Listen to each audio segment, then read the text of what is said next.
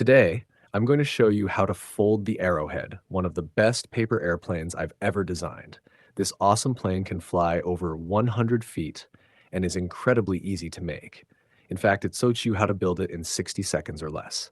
Grab a sheet of paper, either A4 or standard 8.5 by 11 inches, and let's get started. First, fold the paper in half lengthwise and then unfold it. Next, fold about 1 inch or 2.5 centimeters down from the top edge. Flip the paper over and fold both top corners into the center line to create two triangles. Now fold the entire top triangle downward, then bring the bottom point back up to the top. Flip the paper over again and fold the corners to the center one more time. Open those folds and bring the outer edges inward to match the diagonal creases you just made. Then close everything up and tuck the front point into the pocket behind it to lock the design in place. Fold the airplane in half, then create the wings on both sides. And just like that, your Arrowhead paper airplane is ready to fly.